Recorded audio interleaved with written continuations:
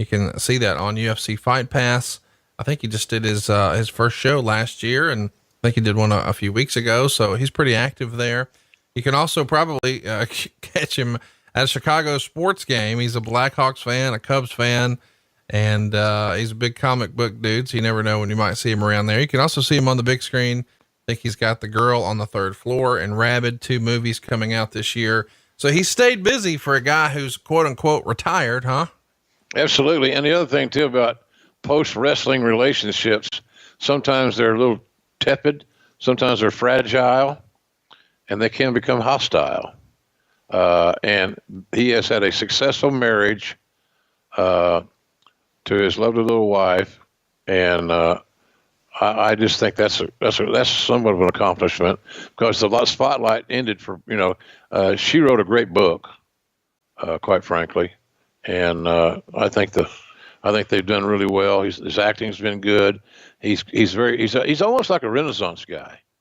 And maybe that was one of his issues, because so many guys in wrestling, they're one-dimensional. They live for they live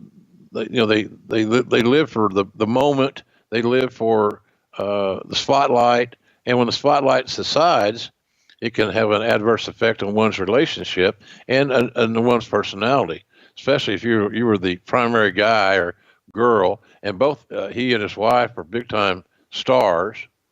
So I think he's had a good life. I think the fans are going to love what he's going to do at StarCast 3, no doubt about that. Just a Renaissance guy, man. And look, somebody says, well, is he going to get back in wrestling? I don't think the guy will ever wrestle again. I'd love to be wrong, but if he did wrestle again, the best I could see it being would be a one-off. Now, would have no issues him having a one-off in AEW. Obviously, tongue in cheek here, be great. Is it going to happen? Don't look for it to happen, but I'd love for it to. And knowing him as how he works, how his mind works, it's hard to say that he would never do it, but I just don't think it's very likely. So seeing him in this forum at StarCast on Saturday could be one of the last opportunities that folks get a chance to see him in this arena, in this mindset. And if you're a fan of his work, if you're a fan of the wrestling business, you can't afford to not check this thing out. And as Conrad said, if you can't be with us in Chicago, then you can certainly be with us from the comfort of your own home on the Fight app.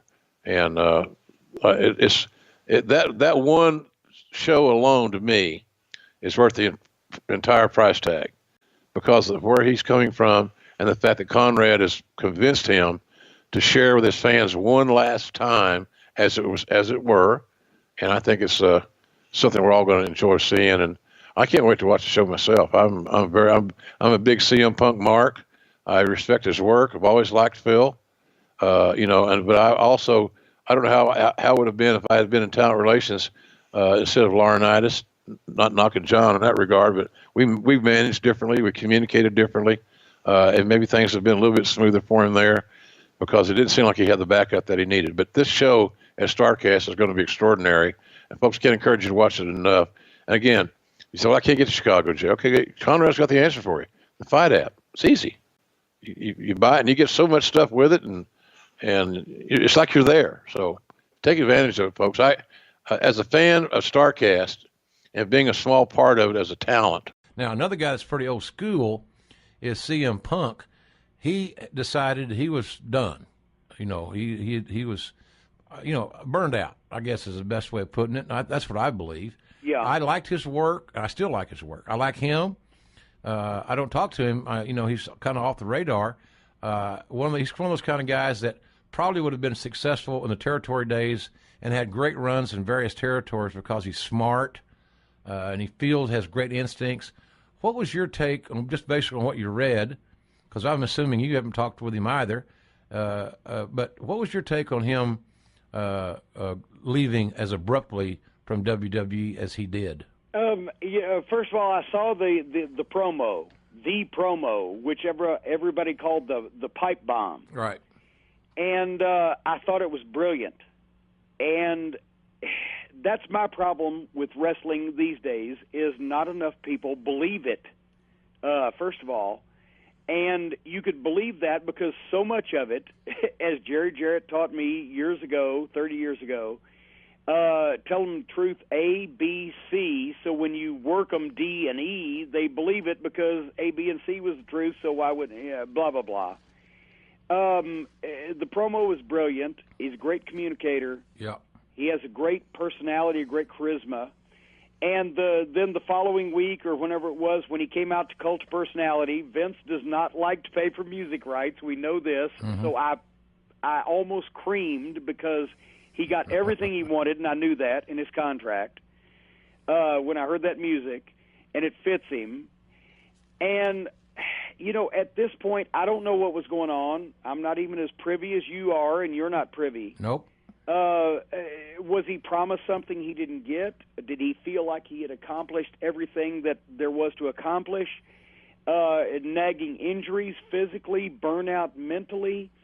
All I know is the day that, and you were there, and you remember the day that I left WCW television at TBS at Center Stage in Atlanta and never came back. In the car on the way to Center Stage with Bob Eaton and Stan Lane, I had gotten up late. We'd been on the road. We hadn't been home in a week. I was tired. I was listless. I hated the idea of going to do this television, and I loved the wrestling business, Yep. and I loved being in it. I'd never felt like that. You know, when we got there, it just got worse, and the tale is recounted in my Midnight Express scrapbook, available at JimCornette.com. There you have it, folks. You can have it in your own home, but I understand. I just, the first cross thing that Ole Anderson said to me, I said, you know what, I'm going home. No, actually, he said, well, if you don't like it, go home. And I said, you know what, Ole, that's the best idea anybody's ever had. Call me a cab. No, I actually went out and asked Stan Lane for the car keys to the rental car, and he said, where are you going? I said, I'm going home. He said, I'm going with you. Wow. And then, you know, we made peace with Bobby, who had a family and needed the income, and we went to Charlotte. I understand. You just don't want to do it anymore. This is 24 hours a day, 7 days a week. It's your life. You're playing yourself, but it's still a part. It's physically taxing, mentally demanding. There's pressure. I'm proud for CM Punk that he's saved his money. He lives leanly, from what I've heard. Yeah. He's made a lot of money. I'm proud for him that he can just say, I'm going to go home because I don't want to do this anymore, and I'm driving myself crazy. And he did, and I love it. Well, I love it. I'm not going to preface my answer, my statement. Well, I'll ask you, do you think he's wrestled his last match? I can't say that because I haven't talked to him. I don't know where he's at. Because, you know, at the time I left WCW, I didn't give a crap. Yeah. We're PG here, folks. Yes, we are. Whether I ever went to a wrestling show again. And I did it for another 20 years, and then 2 years ago I said, I don't give a crap if I ever go to another wrestling show again. Right. I don't think he's wrestled his last match. I'm not saying he's going to wrestle WWE again. I don't know that. I'm not saying that. I just think the guy is he loves the business like you and I do. You know, I'm not going to go call any wrestling on a weekly TV show anymore. I know that. But I'm not telling you I'm not going to I wouldn't do something special here, there, and yon, or I'm doing this podcast. I'm going to keep doing things that keep me connected with the fans because that's what I am. But I think the guy he's too good and he loves it too much not to. You know, he might just go and do it in Chicago at an independent show, I'm trying to say. Right. Just to do it. Who knows? And you know, once again, that's great for him. And the guys that I'm most proud of, we talked about earlier, Lance Storm and Chris Jericho, because they're both in the position now, and I'm glad I had some part to play in their early development, where they can do whatever they want. Right. Lance wrestles a time or two a year for promoters that he wants to work for or people he wants to work against. Got a great school. And Chris comes back to the company whenever he's basically free from Fozzie and the other things he does, right. And the angle fits. And I'm proud of both of those guys because that's the way in their stage of the game, at their age, that's what wrestlers should aspire to. I think everybody, I talk to these young guys. Chris Jericho and Lance Storm are both good role models that young talents could look to and aspire to be. And that is, before you get old and broke down and all your parts got to be replaced, you've saved enough money that you can live and you can enjoy your life. And it breaks my heart to see guys, and there were a lot of them in New Orleans that really needed payday. And to be honest, that's why I was a fan of yours when you were responsible for talent relations, and not a fan of some of the other people, which will remain nameless. But you had regular meetings, and you instructed the guys pay your taxes. You're an independent contractor. I can't say that word tonight. And you're responsible for your taxes and keep your insurance and have a fallback plan, et cetera, et cetera. You encompassed the experience that they would encounter when they got in the wrestling business.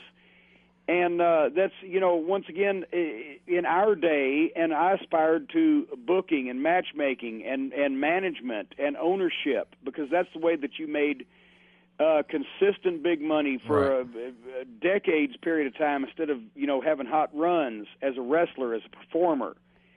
And that's what, unfortunately, that's not open to guys these days because of the corporate ownership and the fact that you really can't just go in, become the top star, and take over the territory these days. Yeah. Here's the deal. You get in the wrestling business, anybody listening to this podcast that aspires to be in the wrestling business in any level, you got to have a plan B. And I've had guys, I'm sure that they probably have regurgitated my speech about having plan B. The majority of people that get in the business today are not going to make it. And that's not being negative. It's not being bitter. It's being real. Well, how many garage rock bands are there, and how many Rolling Stones are there? Well, there's a great. That's a dated reference, but it still applies. Damn right it applies.